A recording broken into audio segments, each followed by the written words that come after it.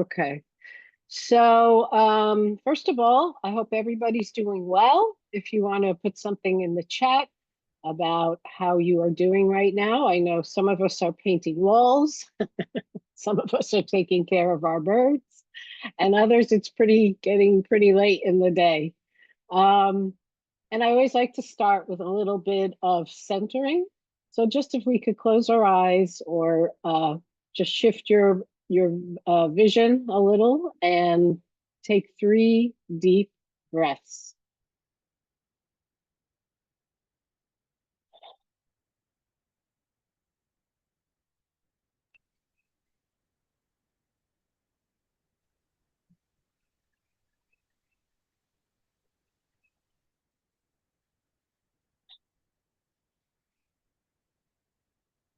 And when you're ready, just open your eyes. And hello to Maureen, welcome. So today we are going to focus on how harming parrots also harms people. So give me 1 second here. The first presentation that we're going to have, hello Ron and welcome. I was just introducing our first session is going to be from one of Sunny's colleagues from the Parrot Conservation Corps. Her name is Irene Rose Madenow, and she works at the National Museum of Kenya, in Kenya, of course. And she's another very active and enthusiastic member of the Parrot Conservation Corps. And she's going to be focusing on how the parrot trade affects people in Kenya, and of course a bit about the birds too. So I'm just going to get started here. Give me a second. Okay.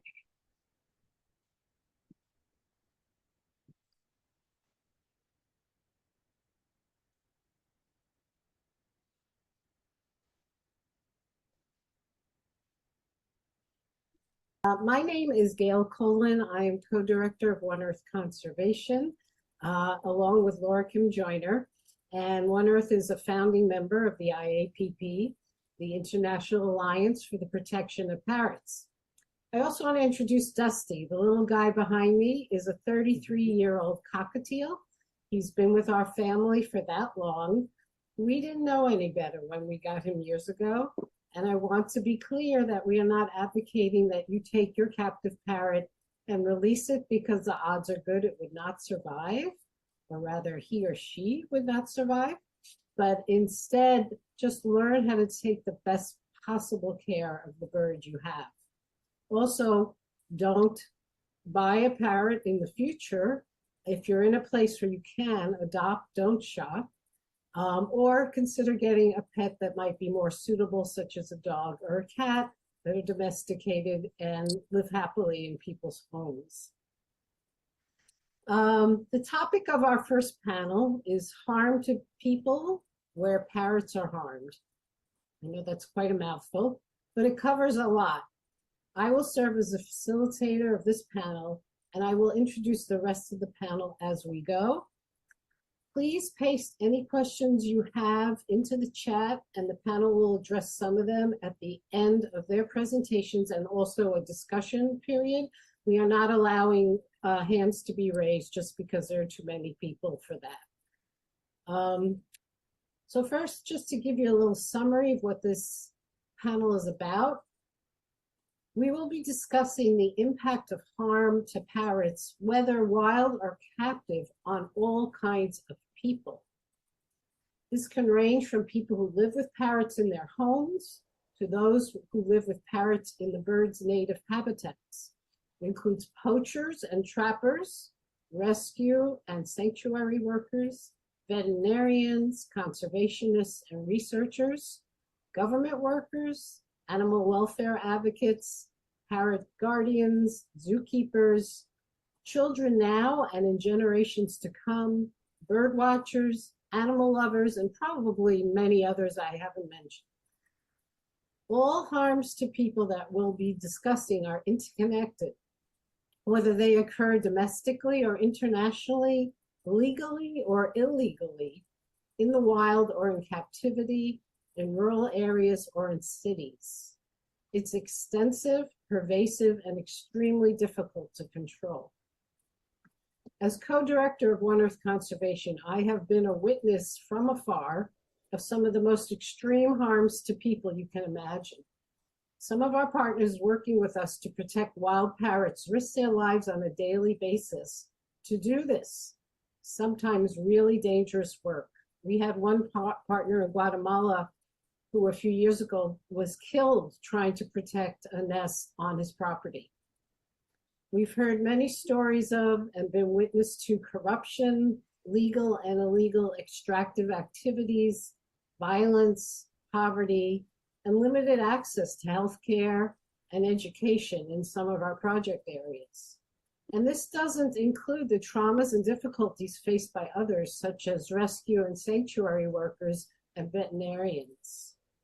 These are just some of the reasons why the IAPP and many others are seeking to stop all trade in parrots, which begins with the demand for these extremely charismatic and intelligent beings. It truly is a crisis at this point.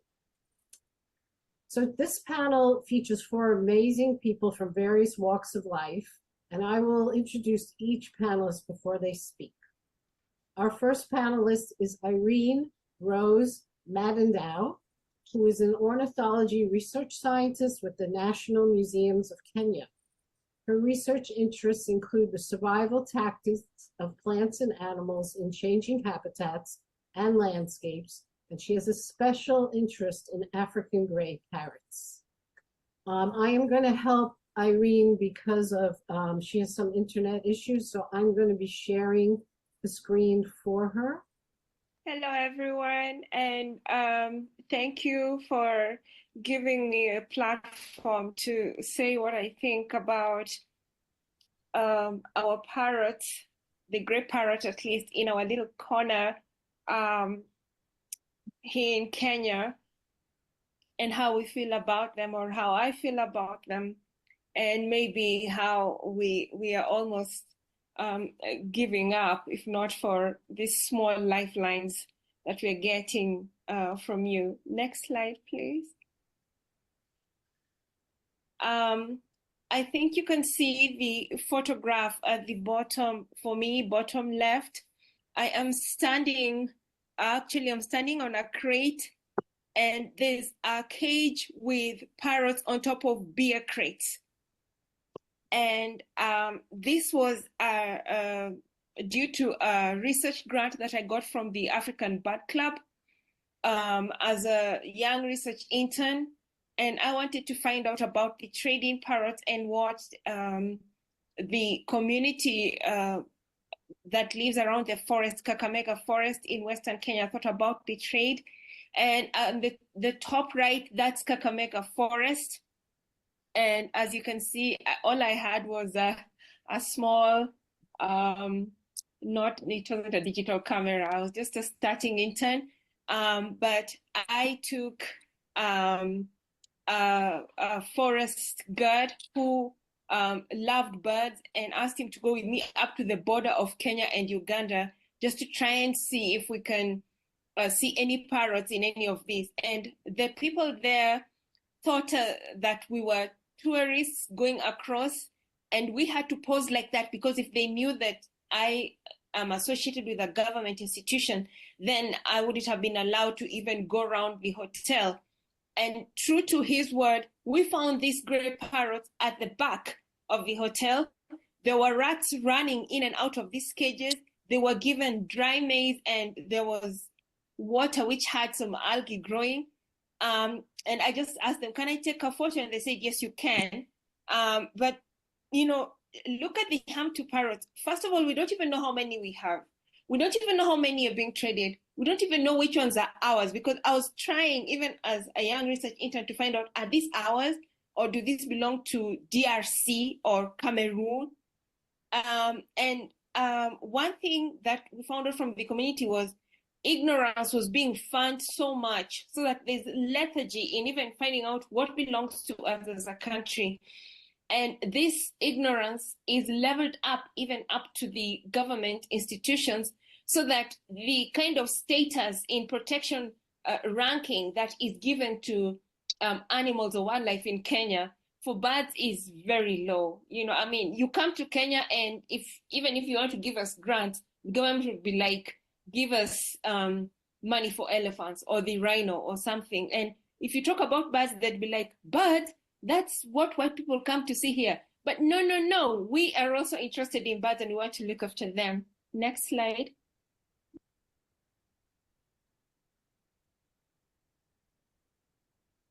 So now I wanted to talk about this harm to people. You can see the photos here are of people who are bird watching. This is elite, which means the local communities are not even in touch with the value of the wildlife that is within their reach. Which means if someone can just come from another country and say, by the way, we're looking for these birds and I'll pay you guys 75,000 Kenya shillings for each, they'll just catch them. I mean, it's of what benefit is it to them? I mean, it is of benefit to us. When we go to the forest, they say, oh yeah, it's because you're studying these birds, they're important to you, you should in fact pay. But they don't know that they don't even know how much developmental psychology work is done using the gray parrot. Oh no, I mean, it's all that the Kenya people are caring about even right now is, can we eat? And which is the easiest thing to sell to get money to eat. And this is funded so much so that we are kept in a terrible state of ignorance.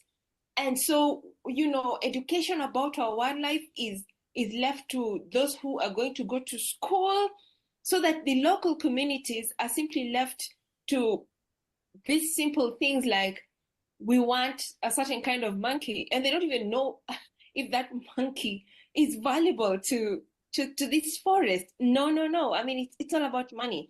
And the worst thing is that the government institutions tasked with wildlife research and conservation, assign worth of wildlife to, like what Kenya is famous for. It's just elephants and rhinos. So when you start talking birds, they say, oh, that's for West Africans.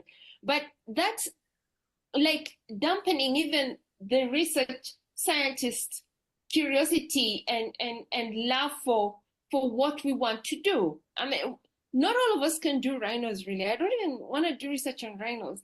Some of us just want to do forest birds, but it's really dampened. And the research institutions that are even tasked to give the little funding money that's available for research, they don't put us at the top. They put us at the bottom. And so if there's something little left at the bottom, they'd be like, oh yeah, and let us know how that can bring money to the country.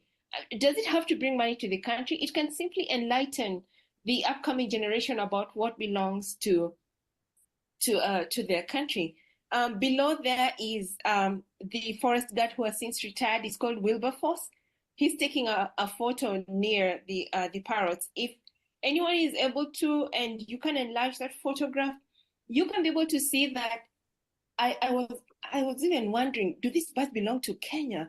Because they were so pale on the cere. You can tell, there's something here that's, but who are you going to ask? And because I was a research intern, we have paper racism in this country. So if you don't have a PhD, you can't talk. You're not an authority. You're just a kid. So just mark your time.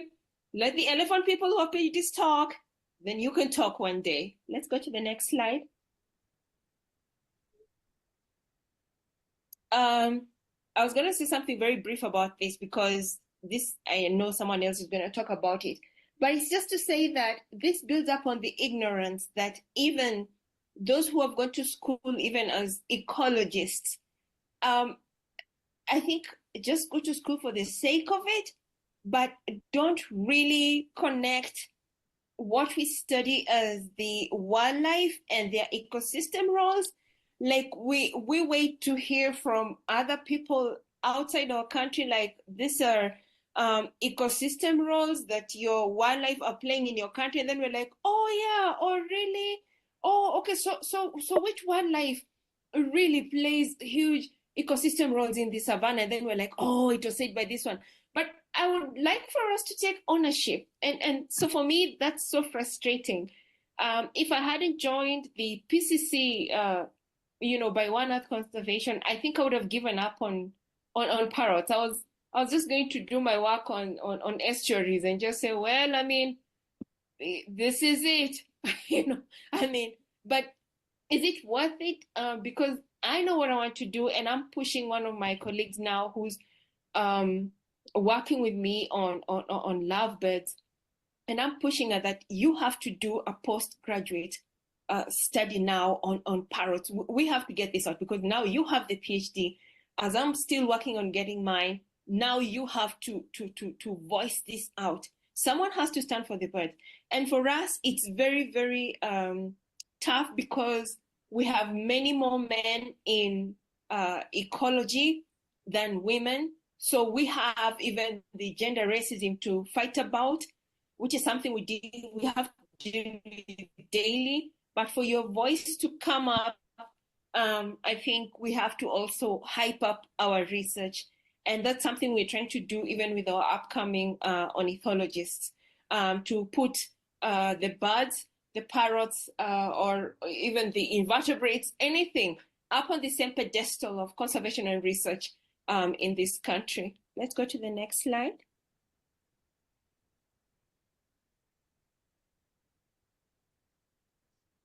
Now, this is what I was talking about, priorities. So anytime that we are talking about, like now there's a red listing going on and we're being told, work on your national red list.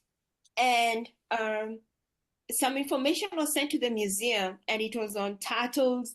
And we had to press for more information. Hi, Laura. Like, how are you? Did you have anything about birds? Good. And they say, oh, yeah, we had something about birds. How's your week? And we're like, okay. Nice. And it was like the saddle-billed stork.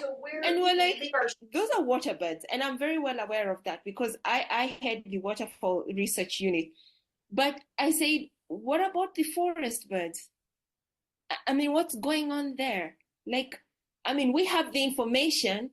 And then it occurred to me that if we don't press with this information hard enough past the national red lists, which is really a hurdle, and onto the international red lists, we're not going to be able to get the parrots, the lovebirds. Like now, Tanzania are very happy to have their birds, being sold in Kenya. And we're like, I mean, okay, I mean, but there's range issues, there's hybridization, there's research, like what's your population status? Can we share notes? Can we talk about trade? I mean, I know you don't mind the trade, but we do. Somebody has to. We don't even know which ones are Kenyan. There's so much which I think needs to be strategized in terms of research and conservation and monitoring, which needs to tie in hand. And really, the thing is to disciple more people. Like I've said, we have paper racism here and we have gender racism. And I tell you, it's a fight that we have to fight every day. Like the weekend is for you to breathe. But after that, you wake up and you have to live to fight another day. And there are red tapes on how to do research. But I still believe that it can be done in a small way or in a big way. But one day the parrot must be free to fly free in its own territory. Whether there's money or not, we have to follow it up. I think that's what I had for you. I could tell you very, very much. Thank you so much. One Earth, this was a platform that right now so many of my colleagues really want, and they're going to join soon enough. Thank you. Thank you so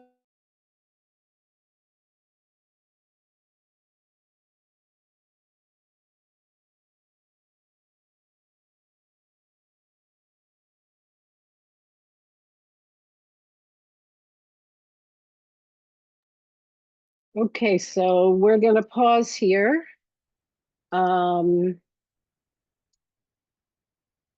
First of all, I'm just going to talk about the red list for a second in case some of you don't know what that is that she kept referring to. There's the International Union for Conservation, the Conservation of Nature, and they have what's called the IUCN Red List, where they list species that are endangered, critically endangered, vulnerable, threatened, not in that order, or they'll also talk about if they're of least concern. And they have a website you can go to, and you can look up any species and see what their status is. The thing with the red list, though, it's often not up to date. There's a whole process for people to do the research, to submit the information, to get it updated. But it's one of the best lists we have of what's going on out there, and that's what most conservationists refer to. So I remember when Irene first started talking to us about some of the issues that she faces there, and it was eye-opening because it's so different than in the US. Obviously, the status of women there, which is still far from ideal in the US, is worse where she is. But also the fact that if you don't have a PhD, they won't listen to you. She talks about that a lot. And also the fact that people are just not aware at all of the value of species other than the big charismatic ones that are world renowned, like elephants and rhinos, for example.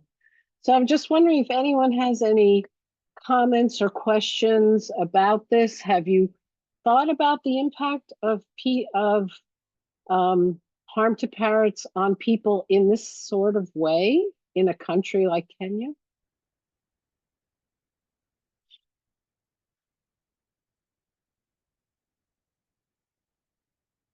No thoughts on this one? Okay. So we'll just keep going, and I'll introduce the next person in the video.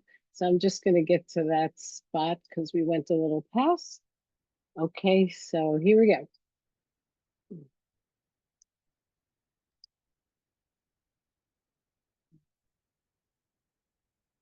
To join soon enough. Thank you. Thank you so much, Irene. It's amazing what's going on in different places and different people, the challenges everyone faces. And that brings me to our next speaker. Hector Portillo is a wildlife biologist in Honduras and works for the local NGO there in Cibio. Hector is also on the board of One Earth Conservation, and he's deeply involved in our Apupani project in La Mosquitia, Honduras. Hector's presentation will be in Spanish, so if you need to use the translation function and captions, please.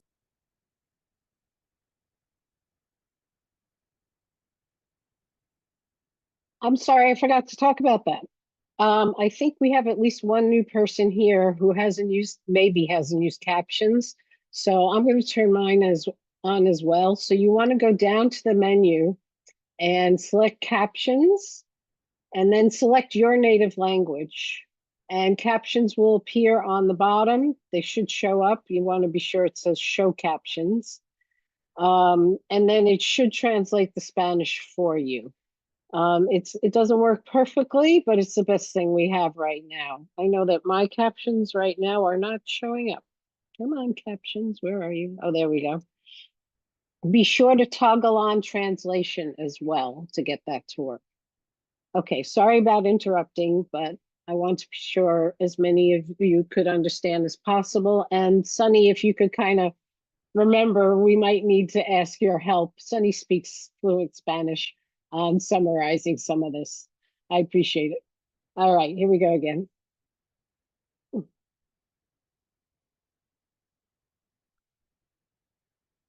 Be sure to turn that on. Hector, I turn it over to you. Muchas gracias, él, y voy a tratar de expandir mi presentación. Y mi presentación es hablar un poco acerca de el riesgo que representa cuidar los recursos naturales y todas las especies y en donde se incluyen nuestros amados loros que tanto luchamos por ellos.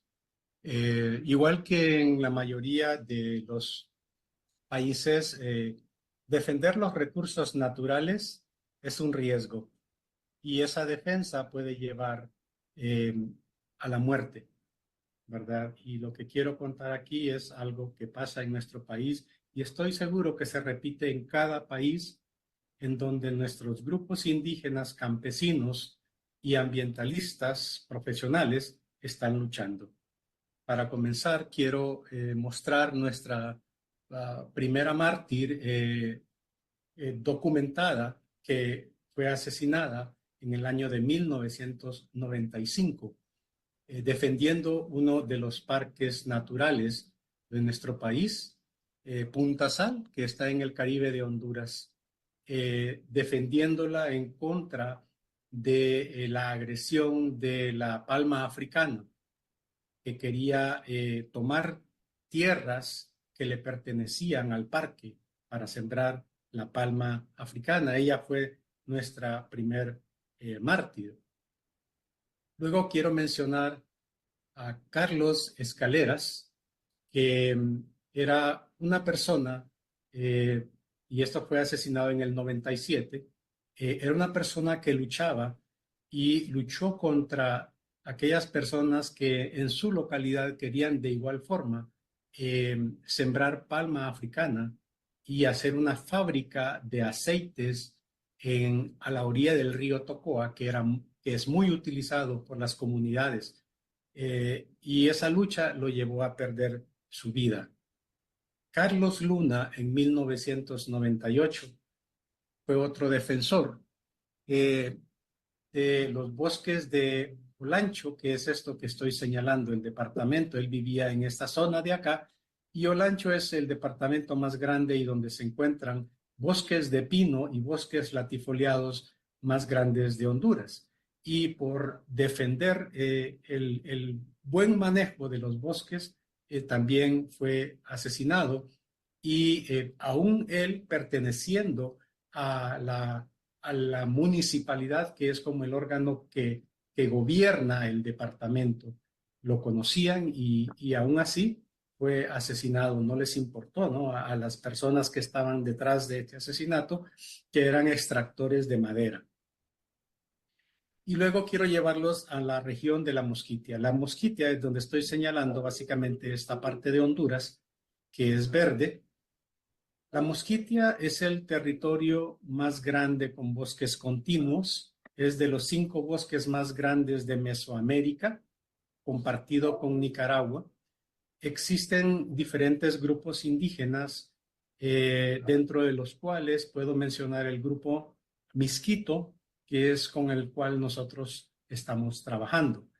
El grupo Misquito es un grupo originario que lucha desde hace más de 30 años por su territorio, y tenemos territorios que están siendo agredidos por colonos, por terceros que llegan a despojarles de sus tierras, y por la desventaja que tienen ellos, pues como hay ingobernabilidad, no hay presencia de las instituciones de gobierno históricamente, entonces es más fácil poderlos desplazar, quitarles su tierra y perder sus recursos.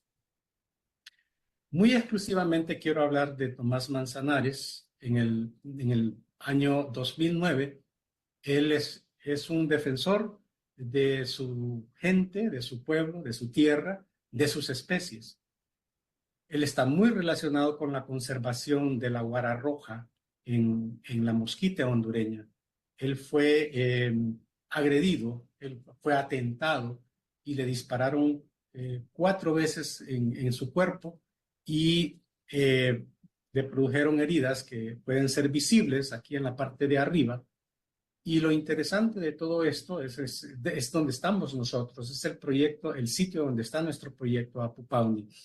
10 años después, Tomás pues hace llamados para seguir conservando y protegiendo las especies, las guaras, los loros, los pericos, en la Mosquitia. Recuerdo que eso fue en el 2009 y Tomás para febrero del 2010 andaba herido, caminando con todas sus heridas y con toda la molestia que él tenía, siguió y él sobrevivió a ese atentado y sigue luchando por la conservación de su territorio y también de las guaras, los loros y los pericos. De nuevo, en la Mosquitia hondureña, un técnico, un ingeniero forestal que denunció la deforestación para sembrar palma africana y para extraer caoba y para también traficar con guaras, loras y pericos, asesinatos de jaguares, fue asesinado el ingeniero Alexander González en la zona de la él fue asesinado fuera de la biosfera, pero los motivos era porque él estaba defendiendo la biosfera del río Plátano, que es patrimonio mundial y que también es parte de los territorios indígenas de la Mosquitia. Nuestro caso icónico de Berta Cáceres era una mujer originaria del grupo indígena Lenca que se opuso a la construcción de represas en los ríos de esa zona y que la llevaron a perder la vida, aún sabiendo que era una mujer muy importante en la defensa de los recursos, muy conocida, premio Goldman, fue asesinada, ¿verdad? Por personas que tienen un poder económico fuerte. Todavía no se han agarrado, no se han capturado los actores intelectuales del asesinato, sí a los materiales. Y en Honduras han habido, de acuerdo a los datos de Crime Insight, aproximadamente 149 homicidios y creo que más al 2023.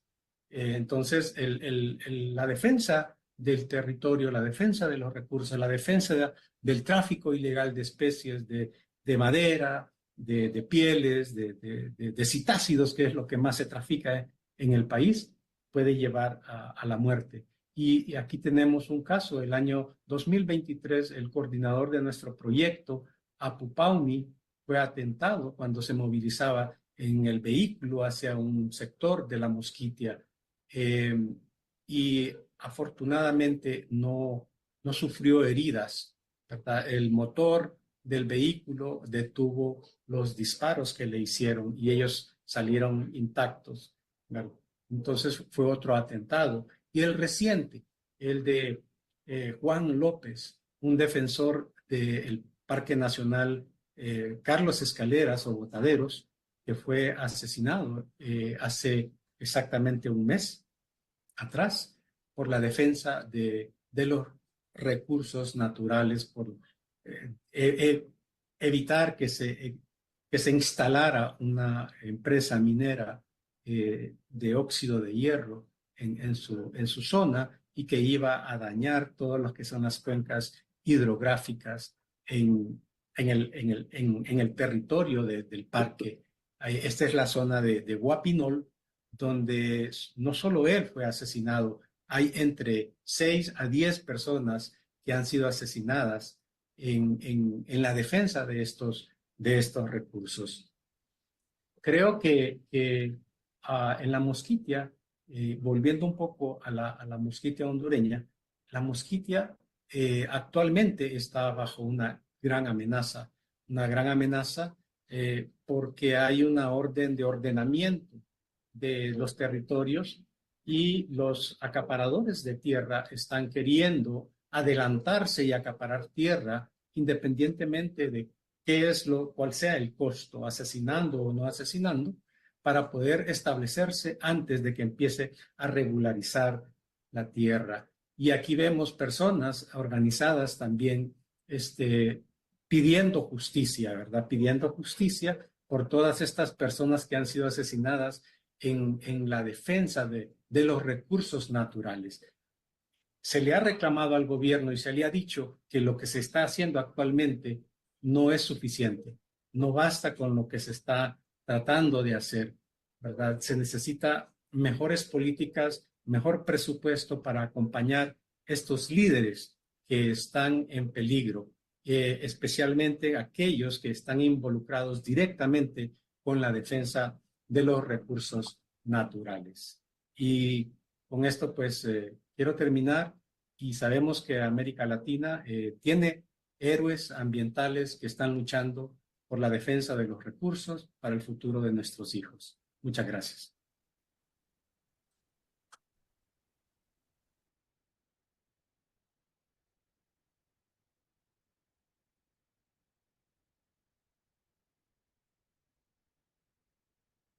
Okay, Sunny, I'm sorry that I'm putting this on you again. Maureen's translating wasn't working, although his slides were in English, so hopefully you were able to get a lot from that. I did. Thank you. I didn't yeah. see that because my screen was the screenshot of everyone was on the side, so I originally didn't see that. So thank you. Okay. So Sunny, is there anything, you don't have to tell us everything. Was anything that was not on the slides that you think is important to mention? I think basically everything was on the slides what he was explaining, so I don't think it went too off really. Okay, thank you. And I just want to add, that's the project in Mosquitia that he talked about. That's our project. And I hear all the time from Laura Kim stories about what's going on there. Fortunately, I guess, question mark, those attempts on people's lives are few and far between, but the fact that it's always there, it's always present. I don't think about it much, but Laura Kim is also risking her life doing what she does.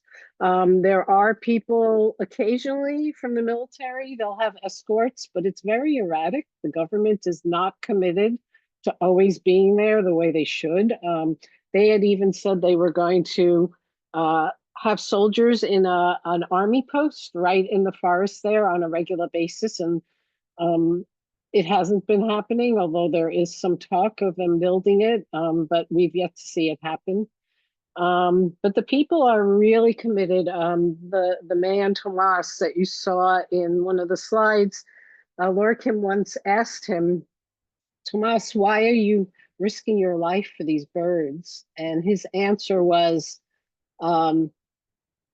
if the birds don't make it, then my people won't make it. So it's all very intertwined, and we're constantly battling in the project, corruption, illegal activities, other than the illegal wild trade, such as illegal logging, drug trafficking, and that sort of thing. And that's why there's so much at stake. And there's even politics within the indigenous community. They have conflict between the people who want to continue these activities because it makes them money, and those who see the value of the wildlife there and want to protect it and find other ways to bring resources into the community, because our project has done that. One last point, and then I'll move on to the next item, unless there's any questions, is I'm a grant writer, and I'm the main fundraiser for One Earth Conservation, and it is extraordinarily frustrating to me how difficult it is to raise money for projects like this, where just a little bit of money can do so much good, not only helping the wildlife and the local people, but if you think about it, all this uproar of immigrants and such, a lot of people, some of these people that we're paying and are able to support themselves because of that, might otherwise be trying to reach the United States.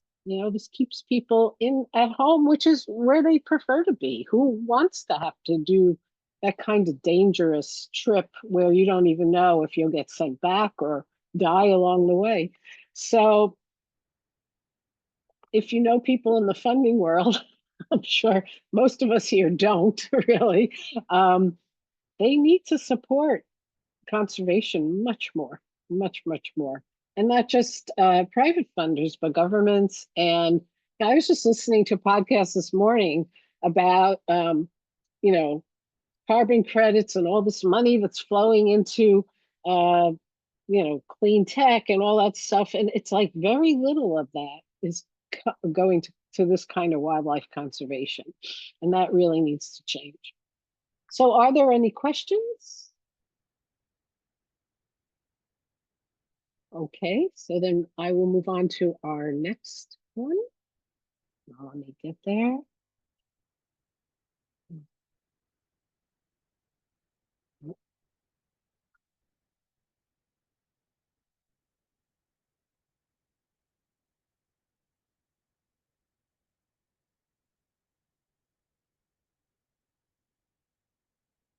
Thank you so much, Hector. As I said, Hector is part of our One Earth Conservation team, and therefore what he just spoke about is very personal to me and Laura Kim. May nobody else lose their life defending other beings and our planet. We'll move on now to a different kind of trauma. Our next presenter is Janet Trumbull. She's the Executive Director of Administration at the Oasis Sanctuary Foundation in Arizona, which provides safe, stable, and nurturing lifelong sanctuary for displaced and exploited parrots. Go ahead, Janet. Okay. Good afternoon, everyone.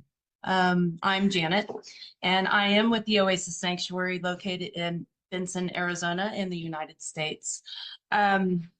We are a life care facility currently caring for just over 800 parrots that have come from the pet trade and often from seizures that occur at the international border of smuggled birds. So we do have quite a significant population of those birds in our care. And although my experience is mainly with U.S. rescues and sanctuaries, I have no doubt that what I'm going to talk about, and I've heard some of this with our speakers, that we see these issues with the people who care for these birds internationally. I'm sorry, my screen got moved to another computer, so I'm trying to readjust here. So we really don't know the number of parrots in captivity. You know, there's lots of published numbers, and in reality, the parrots that we do have numbers on most likely don't encompass every parrot in every captive situation. So when you look at these numbers, you know, it's kind of hard to judge where we really stand, but it is evident by the populations we see in rescues and sanctuaries, the numbers of birds that come out of homes, whether relinquished or removed. We know an overpopulation exists.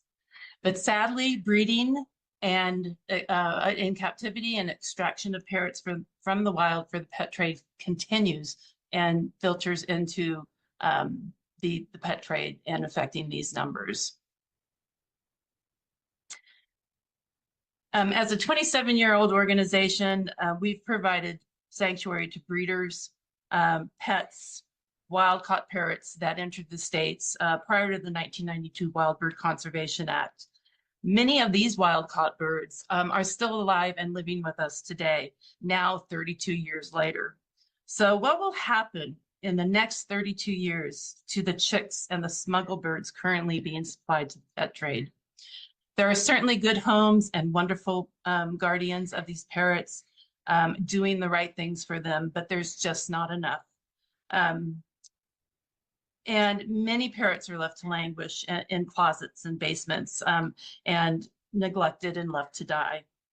Even the dedicated, loving owners often find themselves in need of placing their birds, or they pass away and those birds need a home.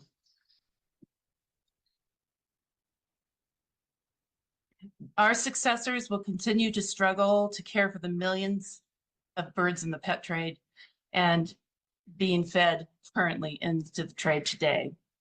Our care staff carry an enormous burden picking up the pieces of uneducated pet owners buying from breeders and pet stores, flea markets, and on street corners. It can be very discouraging to us to think our work must continue for many, many years to come. So why do we do this work? Most of us start because we love parrots. We have a passion for these animals. And most of us have probably had a rescue parrot in our lives that led us down this path. And we know the huge need with very few people willing to do this work. We are strong and willing to give up and not give up on these parrots. We're empathetic and committed to making a difference, and we need to continue fighting for them. In hindsight, most of us probably wouldn't change our path, but fear our ability to sustain going forward. So relinquishment to sanctuaries and rescues, when we were founded in the 90s, was relatively manageable, with most challenging cases being addressed by sanctuaries like the Oasis. But over the years, those numbers have grown tremendously and we're flooded with constant requests. This is just a post from one of my sanctuary friends here that these are the things we feel. We get a deluge of requests from individuals needing help with their parrots, or just giving up on their parrots, and they find contacting a rescue is just the easiest thing to do.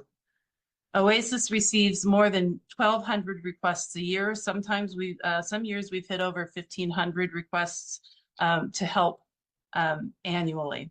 So that's a huge number of birds to try and find a place for. And we are all at capacity. We all have zero space remaining. We have very limited resources. Our funding resources are small. Staff and volunteers are difficult to find or keep, and most of us can't offer to help the majority of the parrots in need. So this often causes us to feel very helpless and carry a lot of guilt because we just can't always offer that help. Networking among ourselves as rescues and sanctuaries does help. We often can find room for parrots that need a place. But with the current state, that's just becoming more and more difficult. Sorry, my slide isn't moving.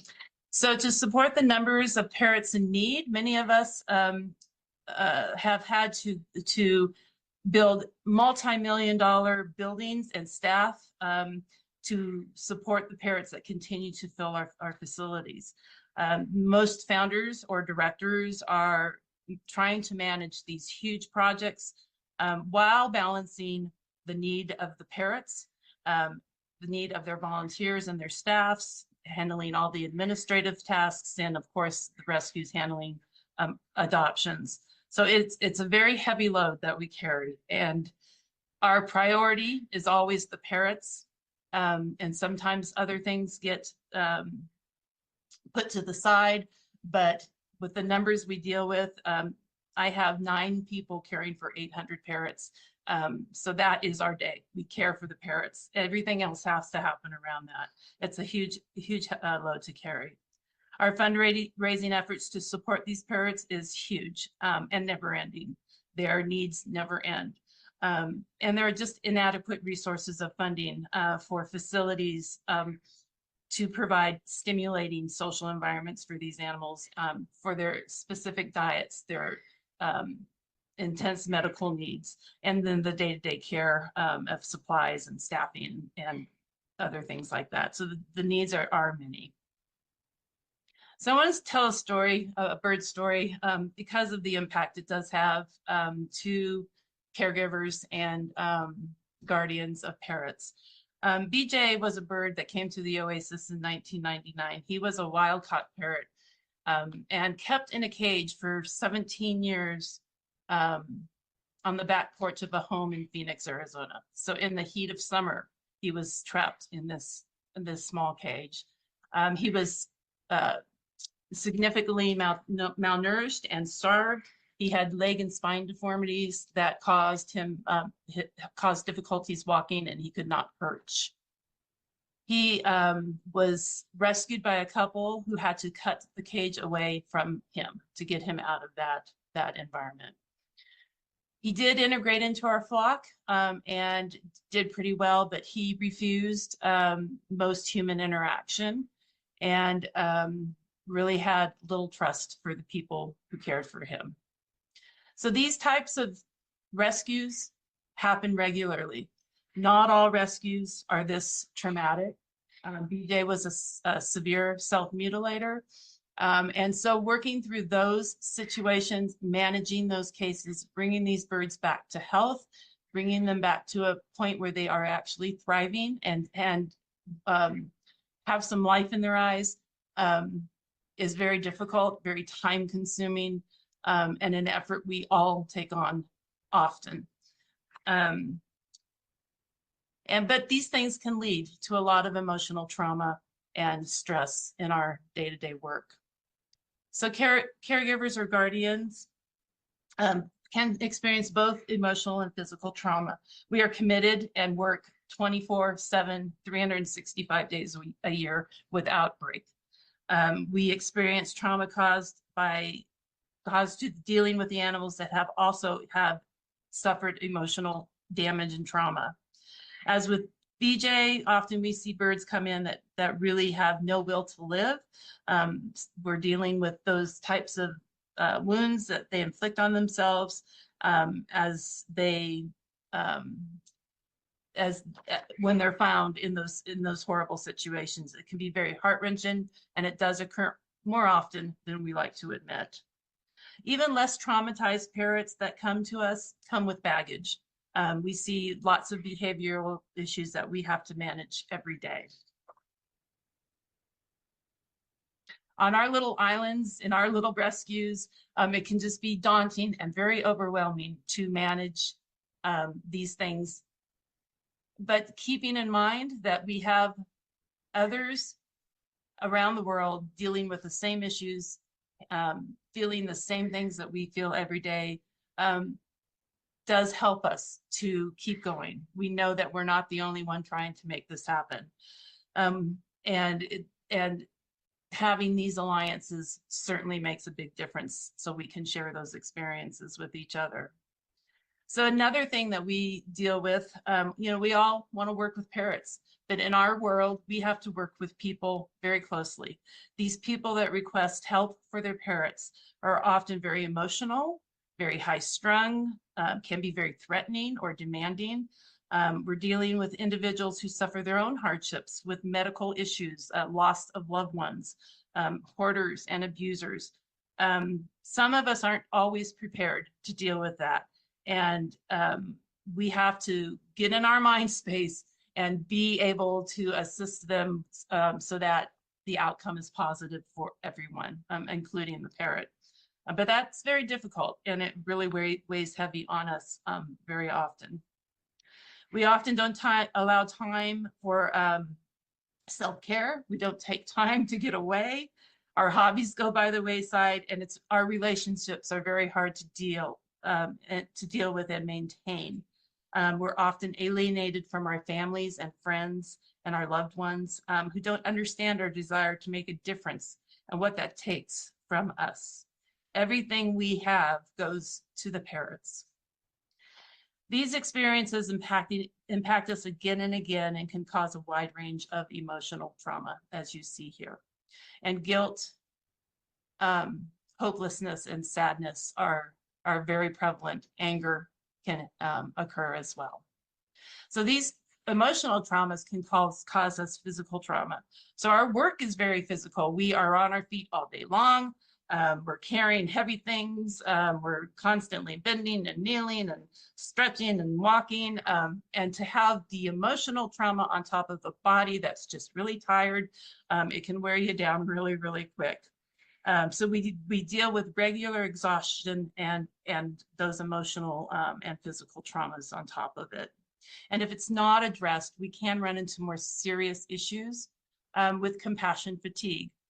So that is an emotional exhaustion caused by the stress of dealing with these traumatic and suffering animals. This can often happen very quickly as we deal with so many of these horrible rescues that we see, like BJ or hoarding situations. It can just be more than any one individual can take on. The symptoms of compassion fatigue are listed here, and we often see the reduced feelings of empathy and sensitivity, exhaustion we've talked about, and emotional disconnection. So it's really important that when we we do work through these difficult cases, that we are taking the time to address our feelings and working through those. We're very good at compartmentalizing, because when I have one bird that maybe passes away, a very, special connection, I still have 799 others that need me that day. So I have to put my feelings aside, and sometimes it's just so busy I could never get back to it. And then one day it hits, and you just have to really make sure we're taking the time to address that. Compassion fatigue and our daily workload can lead to burnout. So this burnout is more a chronic condition that is typically a result of our workload. Working every single day, 10 hours a day, the lack of resources to get that done, and just too much. It's just too much coming in at us all at once. And so burnout can take a lot longer to recover from. And I think Laura Kim mentioned once she had to take 10 years off. That may be what it needs for some people. But if you're feeling or seeing these symptoms with people you work with, it's good to try and address it early, so we don't get to the point where we can't help birds down the road. But all these things are very real for us. And I think Netta, in her opening talk, you saw her passion and heard what she had to deal with. That's exactly what I'm talking about here. Excuse me, Janet, I'm gonna have to ask you to wrap up. Okay. Running long. So I'm almost done. So I want to revisit BJ just for a second. So BJ was a very special parrot to us, obviously, and his mistrust in humans was immense.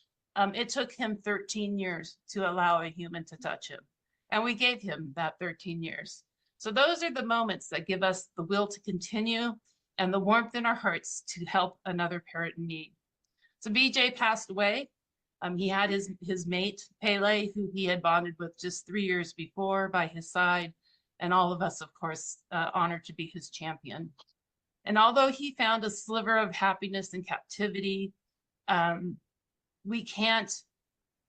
can anyone say his captive life was acceptable?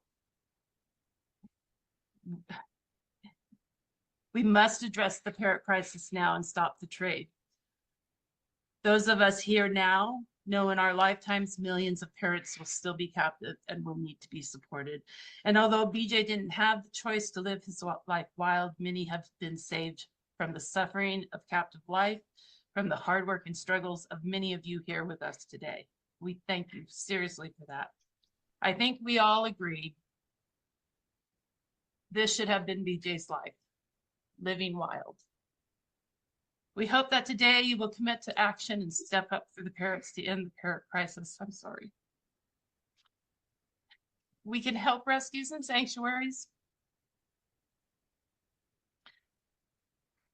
through this crisis by educating your network, promoting in-home adoptions, foster, even home sanctuary as Foster Parrots does. And just as important, give your rescue and sanctuary individuals support with a hug, a kind word, or a helping hand.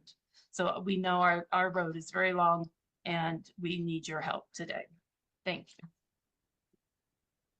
Thank you, Janet.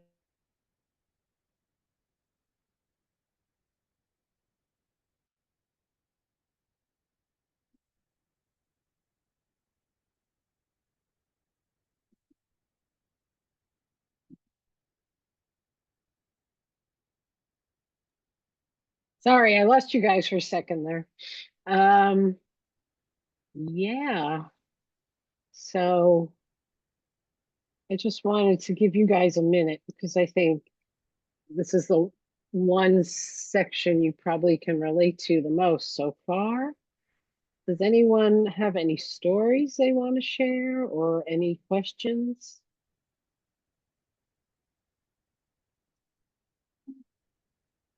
I know that was really hard for me to watch, and I don't do that work.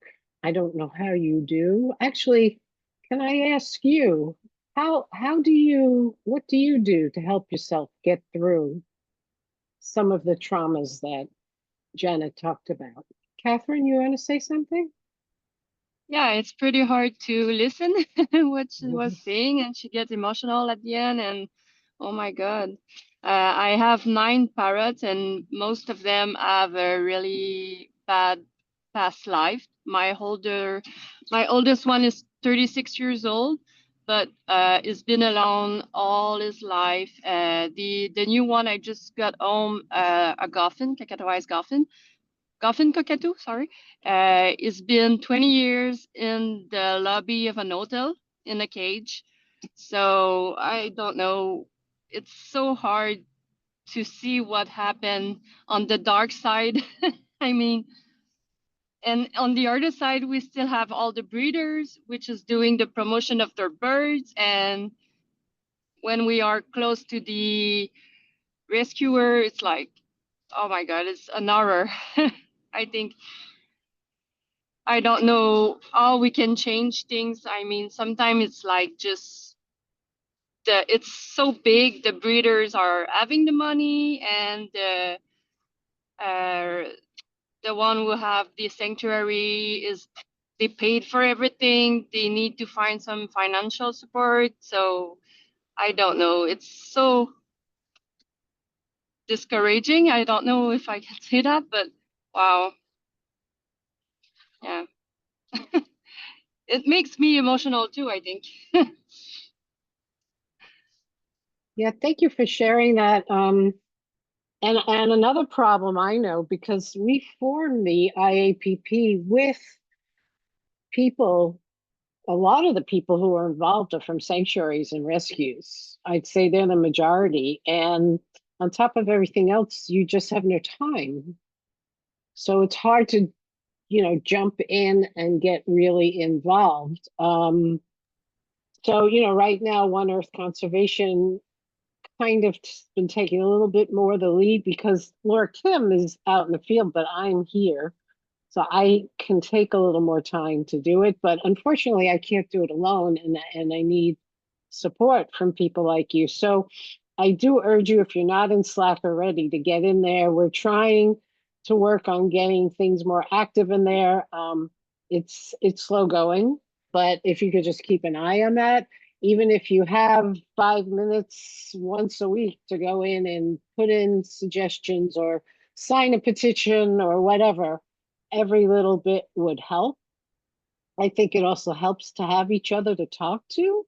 And there's space for that also in Slack. There is a channel there for sanctuaries and rescues. So if you want to go and, say, hey, has anyone feeling this way? That kind of thing.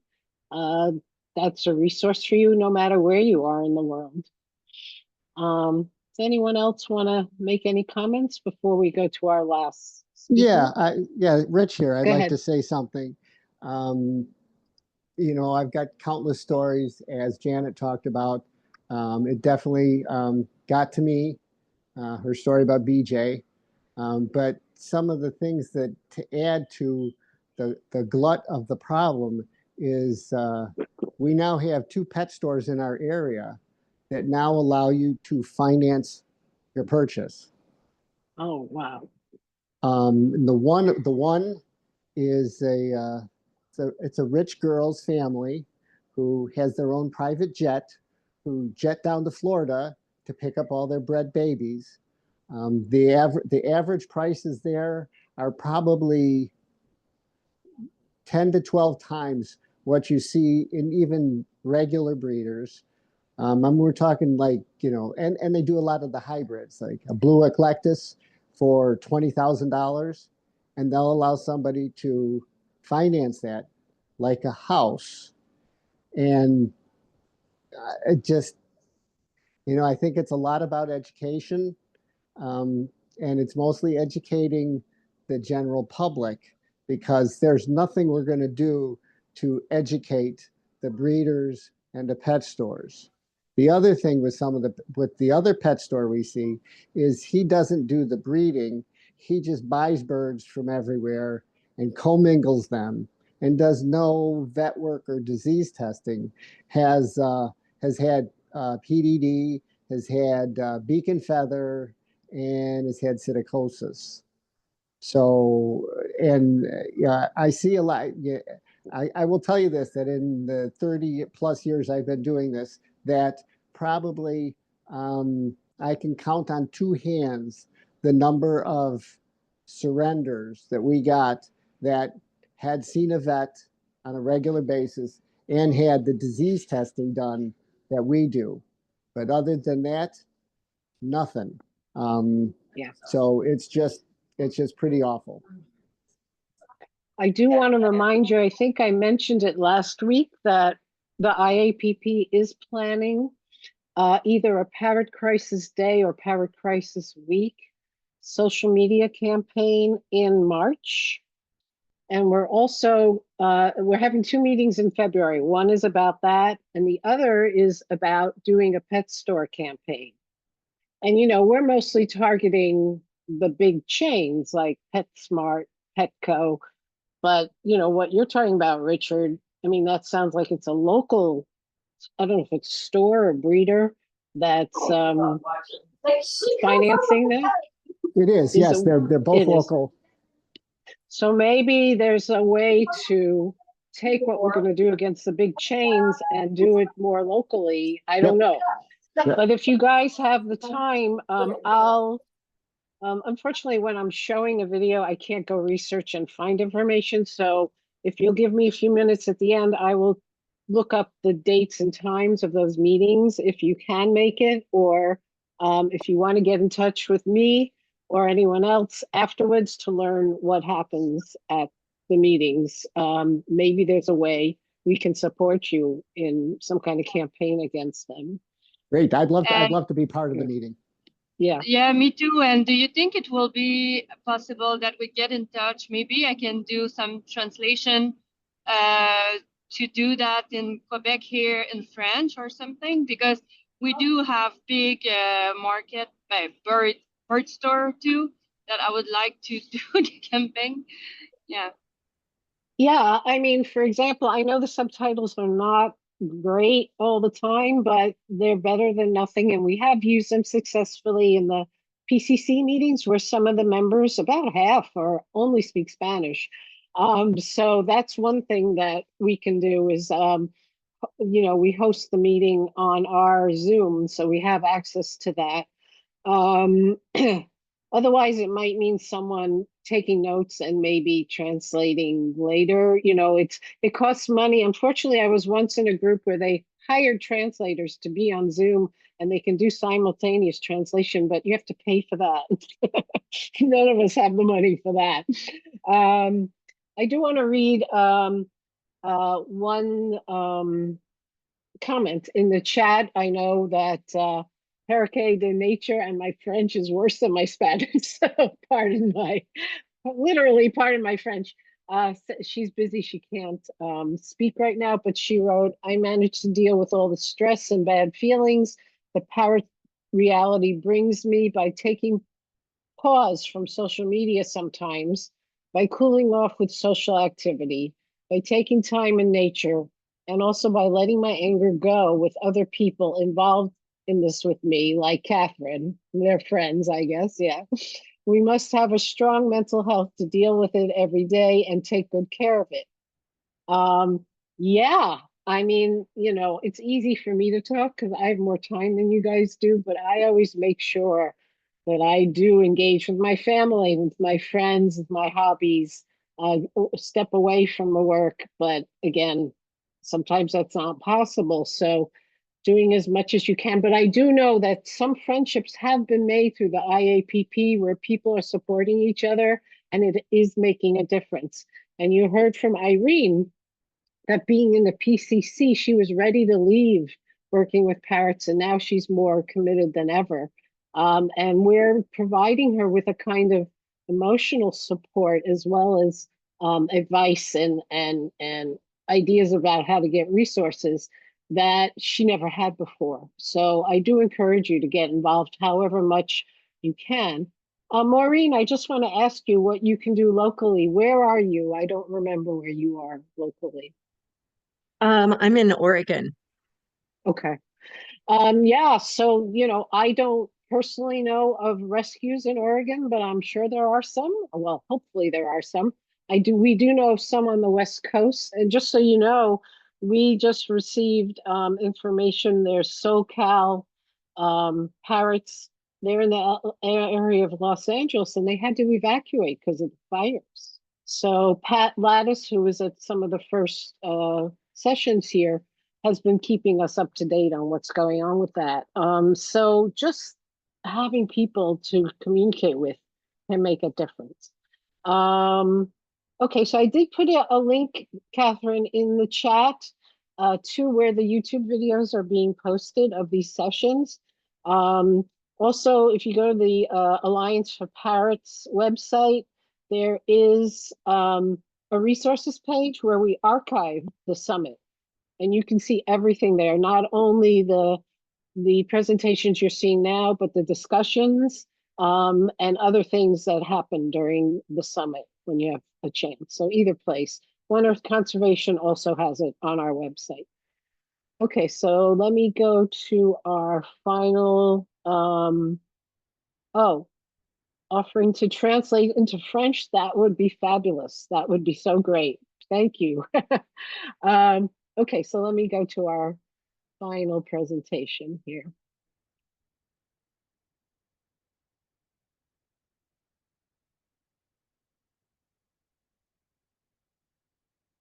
Wait a minute, what's this? Okay. One of our sessions today. I'm sharing the wrong video. Okay. I think I lost it, but that's easy to fix. Give me a second there.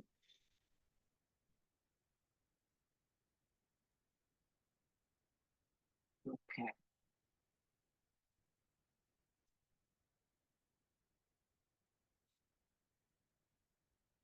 Individuals support with a hug. Yeah, you have a lot of us in tears. So those who have raised their hands, we're asking you to please put your questions in the chat. We have one more person who's going to kind of tie everything she's heard together, and we'd like to welcome back Dr. Lori Gruen. Go ahead, Lori. Thanks. I'm just going to be very brief. This is such a powerful set of ways of understanding how difficult the parrot crisis is for human beings. Hector's stories were just incredible. Irene's facing such difficulty with prejudice towards the sort of megafauna in Africa. And of course, Janet's stories were just really heart-wrenching. And there's so much sadness and so much horror. I think it's really important to think about, again, ways to build bridges with organizations that can potentially be allies and helpful. Human rights organizations, for example, haven't spent enough energy thinking about and protecting eco-defenders and animal protectors. And those of us who have connections to the human rights organizations that have done remarkable work for refugees and other humans that are facing crises across various political, economic, and conditions have to be pushed to think about the environment and to think about those people who, as Hector told us, are being actually killed to protect the forests and to protect their environments. So I think that's a set of organizations that might be very useful. I was really pleased to know that the Jane Goodall Foundation in just this year has worked very hard to try to bridge from great apes to also do some work to promote the concerns of the gray parrots in Africa. So that's another way to go. Yesterday we talked about pushing against the airlines and People for the Ethical Treatment of Animals, for all their difficulties, have been really successful in getting airlines to agree to almost nearly every major airline has agreed not to ship monkeys. So this is another place to start building connections between those that are doing work for animals or for humans or for the environment. We could talk about compassionate conservation, but I want to be brief, and some of you are very well versed in that. The other thing I just wanted to say is that there's a lot of important ways in which, for those on the front line, sanctuary workers in particular, there really is, even though there's so much pressure and so much time, there's an absolute need to take care of one another, to figure out creative healing rituals, and to engage in self-care. These are three really important ways of being able to continue to be present for the parrots that we care about. I also just want to mention an older book written by a sanctuary founder who doesn't work with parrots, but did have 2 parrots and now 1 there at the sanctuary. Patrice Jones at Mind Sanctuary wrote a wonderful book called Aftershock, which addresses this concern about burnout and about how to deal with the great horrors that we're all carrying in the face of such violence and such cruelty and death.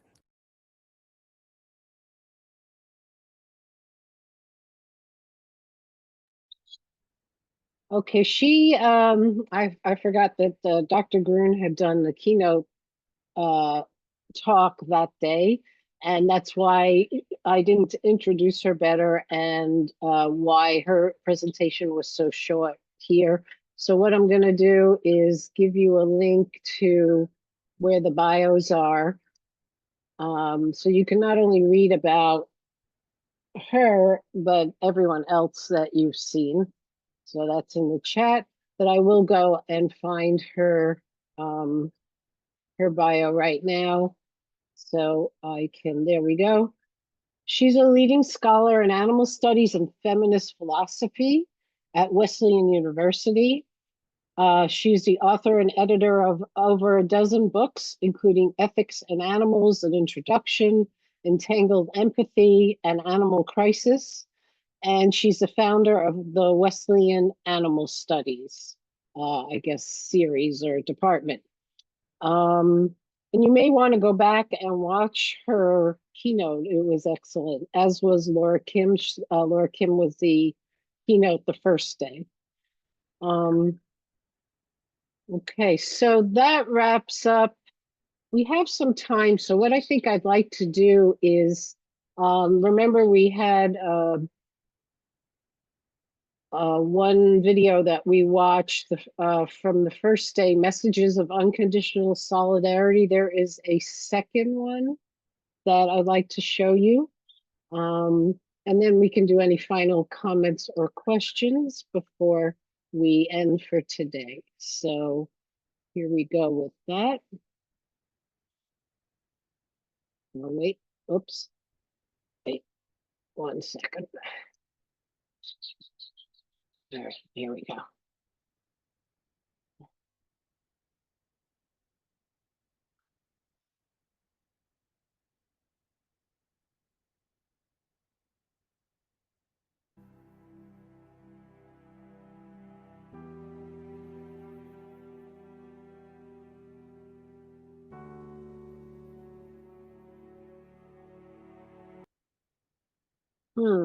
I'm not hearing anything. I'm not sure. Let me just go forward and see. No to birds in cages. Okay, okay. Sorry, there's not sound in the beginning.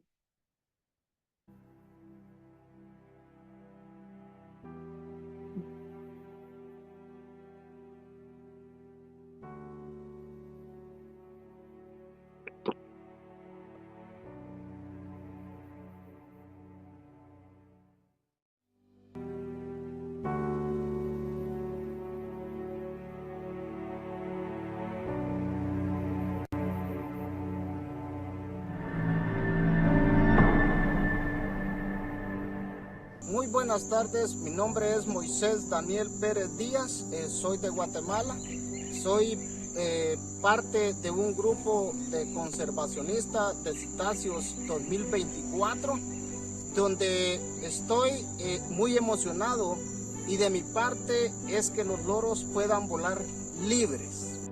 Hi everyone, my name is Nini Benedicta from Cameroon and I am a member of the Parrot Conservation Corps. I first fell in love with parrots thanks to Alex, seeing how smart, how loving, how caring and how amazing he is. And thanks to the Parrot Conservation Corps, I have been able to learn much more about the parrots, about their habitats, how they use their habitats, and how their cognitive ability is so close to that of humans. And they did even came into existence before humans did.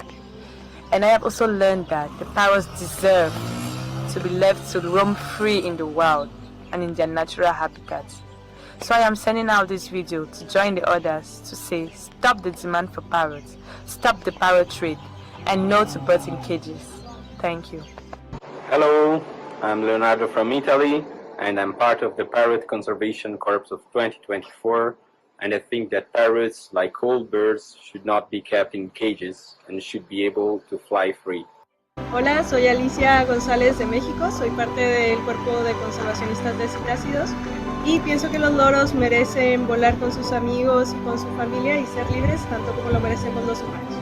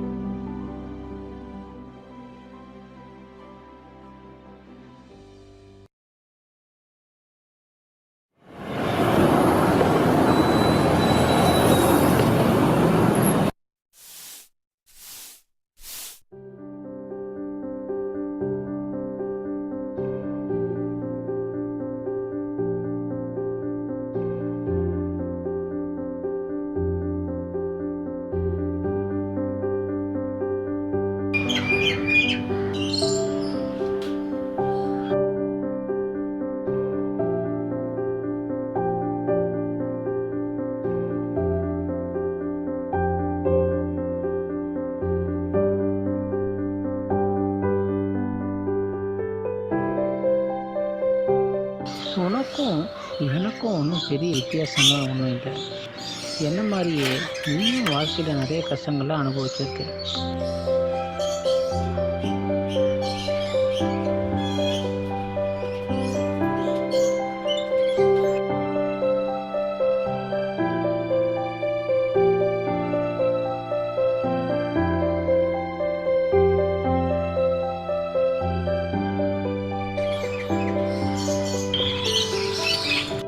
எனக்கு எங்கள் அப்பா பையன் எனக்கு சரியாக சாப்பாடு போடலை, சரியாக படிக்க வைக்கல.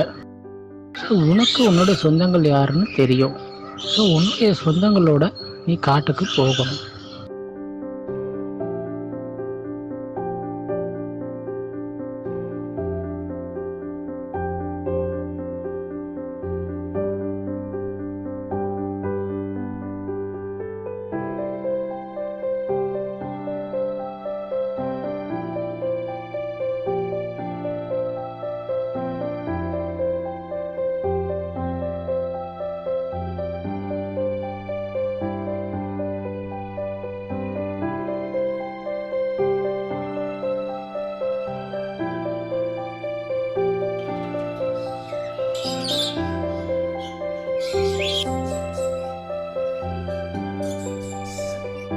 உங்கள் குரூப்பில் சில பேராவது திரும்ப காடுக்கு போனால் எவ்வளோ நல்லாயிருக்கும்.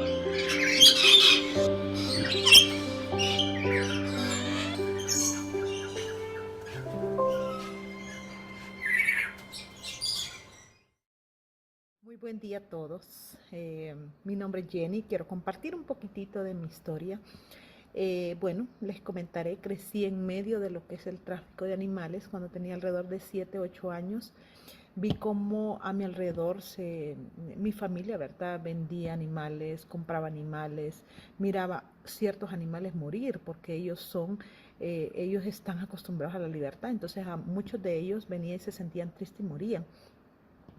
Eso afectó mucho a mi vida al punto de que no me interesa a mí ver animales, ¿verdad?, tras una jaula.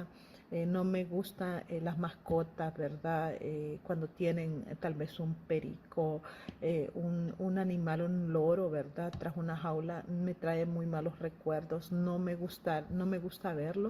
Ellos fueron creados para ser libres, no para estar tras una jaula. Por eso dice que el Señor en el sexto día creó al hombre para que cuando él fuera creado mirara todo lo que era la naturaleza, todas las cosas hermosas que él hizo, los animales, ¿verdad? La naturaleza, los árboles. Entonces, ellos fueron creados para estar libres. Ellos crearon para que nosotros los podamos admirar, ¿verdad? Cada parte del día, poder escuchar su canto, poder verlos. Entonces, yo hoy te digo, no al tráfico de animales, no a la venta y compra de animales. Recuerda, estás destruyendo nuestra tierra, estás destruyendo lo que el Señor, lo que el Dios Todopoderoso puso para que nosotros fuéramos administradores. No más. Por favor, si tú sabes y conoces de alguien, ponle un stop a esto, porque no va a parar hasta que nosotros nos unamos y podamos erradicar esto de raíz. Buen día.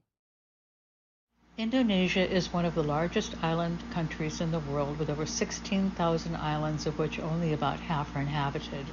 The diversity of wildlife and culture is amazing. The illegal trade still flourishes in remote areas with many rare species, but has gone to be in a much bigger picture. Initially, when we first met and went to Indonesia, they were trapped by poor people who were starving and didn't have money to feed their children. Once they learned that they could learn about farming and we gave them ways to make their own money, that ceased years ago. They're the protectors of the birds now. Currently, it is absolutely an international problem. The local community works hand in hand with our project in return for helping with schools, planting mangrove for food, and teaching them about the illegal trade. We've also offered them ways and techniques for new farming and ways to remain sustainable.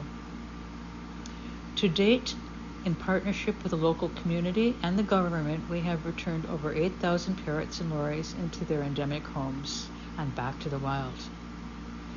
Before release, parrots must be medically tested, show wild behavior, and remain in quarantine and observation for at least 6 months, if not longer. Birds that don't fit that have to remain at the rescue center. The release site is in a remote area, far away, at least an hour's hike from the village. And the first thing to do is to leave them there for at least a month to assimilate, with supplement feeding on the roof and all kinds of things so that they know that that's a safe place. The point is that the birds have a chance to take off or leave. It's their choice, where we provide supplemental feeding. If they decide to stay, they're welcome. If they decide to go, they're welcome. This model is used for all our species. It's a beautiful thing to see the birds out eating and have a chance.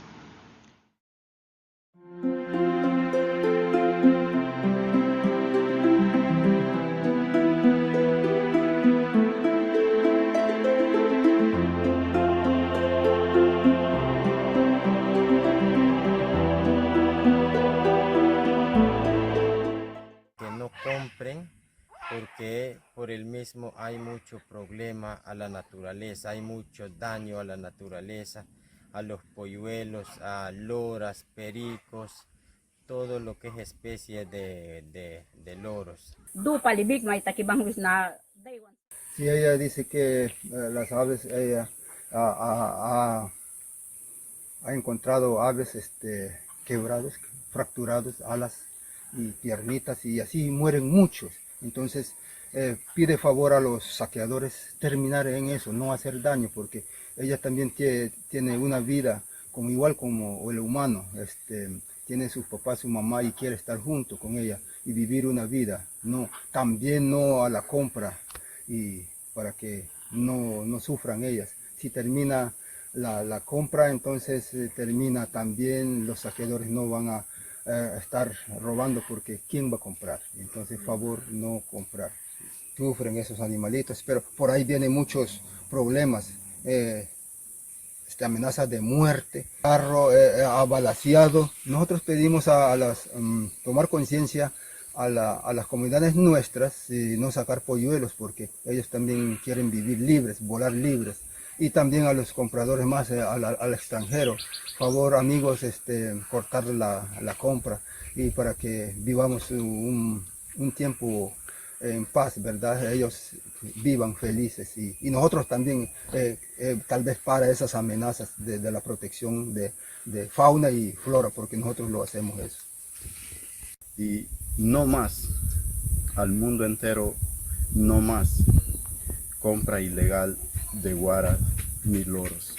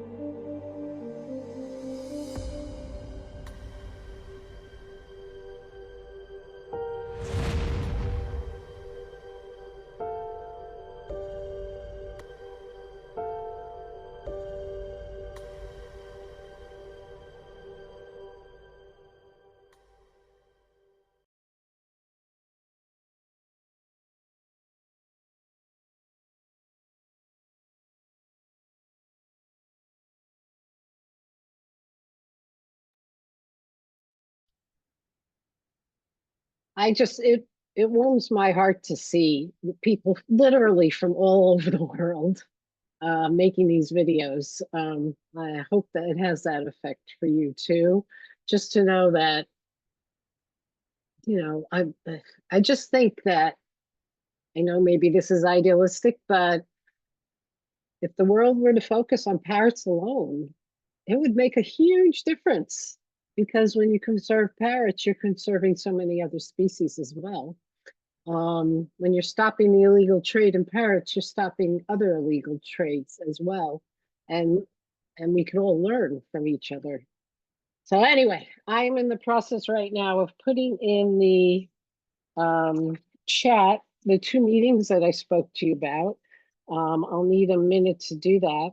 To answer your question, Catherine, yeah, that link I gave has playlists for all of the videos of what we've done so far. And then the IAPP is the most complete one, and maybe I'll give you that one in a second as well. And this one, I just want to finish writing here, Parrot Crisis Awareness Day campaign. If you want me to send you an invitation to Slack, if you're not already in there, please put your email in the chat now. And even if you think I already have your email, do it again so I don't have to like go looking for it. And I will send you an invitation shortly after we sign off today. And also, I wanted to give you the IAPP link, exactly where the where all the videos are, because that might be the best place to go. Yeah, I'm gonna go to this page, and under resources, the very top thing is the Parrot Crisis Summit. If you click on learn more, well, actually, I'll go to learn more. There's a link to the actual summit, so you don't even have to do that. And then all the videos are there. You'll see links within the agenda that take you to each of the videos. So, any final questions or comments about what we've seen today? Well, I just wanted to say that for me, one of the ways that I cope with seeing the parrots at the rescue is that when I'm often there when they come in and they're in bad condition, and then I see them over the months or even over a couple of years, their improvements, even if it's just something little, I can see them have a better life. And the ones that can't be returned to their natural habitat, I can see, you know, I can make sure that their quality of life of life improves with the work that I'm working with them. And so that really helps me to see that they can have a better life there, whether they're returned or not to the jungle. So that helps with the burnout and the compassion fatigue when you see positive results. Yes, I could see that. That's great. I also want to mention that the Parrot Conservation Corps is winding down. We actually had our last sessions earlier this month, although we are going to have a celebration of People Do Mini projects. That's going to be either March or April, and that's open to the public. So if you get on One Earth Conservation's email list, and you can do that on our website, you'll probably get notification of that through our email list. It might also be on our website. But the other thing is, everyone enjoyed being together so much that we're going to start, I don't know when yet. This has to be worked out after Laura Kim gets back from her travels, a monthly conservation conversation, which is something we've been doing with the PCC all this time. Now, the focus is on conservation. It's less on the captive part of the crisis. But if that's something that interests you, that's going to be open to anyone as well. So your best bet to find out about those programs is to get on the One Earth mailing list, email list. And next week, we are going to focus on how the parrot trade harms the environment. And that will be our last session. Thank you, Richard. I'm so glad that you guys are enjoying both. I don't know if enjoy is the right word, but finding interest, this of interest, and that you're learning things from it and also connecting with each other. So with that, maybe why don't we just unmute yourself. We'll say our goodbyes, and I'll see you next week. Take care, everybody. It was another good meeting. Take care. Thank you. Take care, everybody. Thank you. Thanks. Bye. Bye-bye. Bye. Bye-bye. And Sahitha, if you want me to invite you to Slack, could you give me your email also in the chat? Sure, Gail. I think I already am on Slack though. Oh, you're in there. Okay. Yeah, I I joined during the summit actually. Okay. Oh, you were there. Okay, great. Yeah. All right. I'll see you next week then. Yeah, thank you. Bye. Bye-bye.